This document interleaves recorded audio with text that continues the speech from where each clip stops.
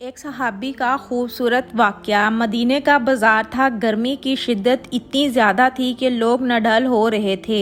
ایک تاجر اپنے ساتھ ایک غلام کو لیے پریشان کھڑا تھا۔ غلام جو ابھی بچہ ہی تھا، وہ بھی دھوپ میں کھڑا پسینہ پسینہ ہو رہا تھا۔ تاجر کا سارا مال اچھے داموں بک گیا تھا، بس یہ غلام ہی باقی تھا جسے خریدنے میں کوئی بھی دلچسپی نہیں دکھا رہا تھا۔ تاجر سوچ رہا تھا کہ اس غلام کو خرید کر شاید اس نے گھاٹے کا سودا کیا ہے۔ اس نے تو سوچا تھا کہ اچھا منافع ملے گا، لیکن یہاں تو اصل لاگت ملنا بھی دشوار ہو رہا تھا۔ اس نے سوچ لیا تھا کہ اب اگر یہ غلام پوری قیمت پر بھی بکا تو وہ اسے فوراً بیچ دے گا۔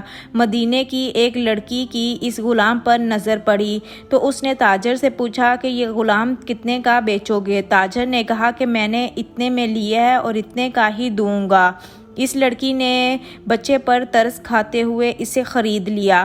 تاجر نے بھی خدا کا شکر ادا کیا اور واپسی کی راہ لے لی۔ مکہ سے ابو حذیفہ مدینہ آئے تو انہیں بھی اس لڑکی کا قصہ معلوم ہوا۔ لڑکی کی رحم دلی سے متاثر ہو کر انہوں نے اس کے لیے نکاح کا پیغام بھیجا جو قبول کر لیا گیا۔ یوں واپسی پر وہ لڑکی جس کا نام ثبیتہ بنت یار تھا، ان کی بیوی بن کر ان کے ہمراہ تھی، اور وہ غلام بھی مالکن کے ساتھ مکہ پہنچ گیا۔ ابو حذیفہ مکہ آ کر اپنے پرانے دوست عثمان ابن عفان سے ملے تو انہیں کچھ بدلا ہوا پایا اور ان کے رویے میں سرد مہری محسوس کی۔ انہوں نے اپنے دوست سے استفسار کیا اور جواب کے طلبگار ہوئے کہ عثمان یہ سرد مہری کیوں؟ تو عثمان ابن عفان نے جواب دیا کہ میں نے اسلام قبول کر لیا ہے اور تم ابھی تک مسلمان نہیں ہوئے، تو اب ہماری دوستی کیسے چل سکتی ہے؟ ابو حذیفہ نے کہا کہ پھر مجھے بھی محمد صلی اللہ علیہ وآلہ وسلم کے پاس لے چلو اور اس اسلام میں داخل کر دو جسے تم قبول کر چکے ہو۔ چنانچہ حضرت عثمان رضی اللہ تعالیٰ عنہ نے انہیں نبی کریم صلی اللہ علیہ وآلہ وسلم کی خدمت میں پیش کیا اور وہ کلمہ پڑھ کر دائرہ اسلام میں داخل ہو گئے۔ گھر آ کر انہوں نے اپنی بیوی اور غلام کو اپنے مسلمان ہونے کا بتایا تو انہوں نے بھی کلمہ پڑھ لیا۔ حضرت ابو حذیفہ رضی اللہ تعالیٰ عنہ نے اس غلام سے کہا کہ چونکہ تم بھی مسلمان ہو گئے ہو، اس لیے اب میں تمہیں غلام نہیں رکھ سکتا، لہٰذا میری طرف سے اب تم آزاد ہو۔ غلام نے کہا آقا، میرا اب اس دنیا میں آپ دونوں کے سوا کوئی نہیں ہے، آپ نے مجھے آزاد کر دیا تو میں کہاں جاؤں گا؟ حضرت ابو حذیفہ رضی اللہ تعالیٰ عنہ نے اس غلام کو اپنا بیٹا بنا لیا اور اپنے پاس ہی رکھ لیا۔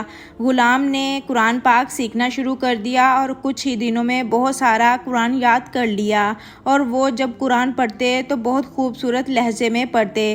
ہجرت کے وقت نبی کریم صلی اللہ علیہ وآلہ وسلم سے پہلے جن صحابہ نے مدینے کی طرف ہجرت کی، ان میں حضرت عمر رضی اللہ تعالیٰ عنہ کے ساتھ حضرت ابو حذیفہ رضی اللہ تعالیٰ عنہ اور ان کے وہ غلام بیٹے تھے۔ مدینہ پہنچ کر جب نماز کے لیے امام مقرر کرنے کا وقت آیا تو اس غلام کی خوبصورت تلاوت اور سب سے زیادہ قرآن پاک حفظ ہونے کی وجہ سے انہیں امام چن لیا گیا۔ ان کی امامت میں حضرت عمر رضی اللہ تعالیٰ عنہ نے بھی نماز ادا کی۔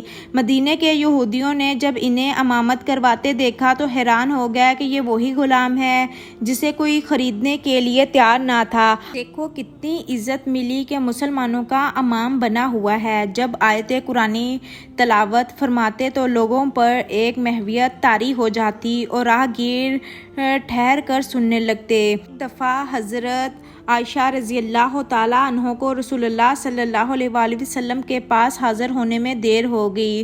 آپ صلی اللہ علیہ وآلہ وسلم نے وجہ پوچھی تو بولی کہ ایک قاری تلاوت کر رہا تھا، اس کے سننے میں دیری ہوگی، اور خوشل حانی کی اس قدر تعریف کی کہ حضرت محمد صلی اللہ علیہ وآلہ وسلم خود چادر سنبھالے ہوئے باہر تشریف لے آئے۔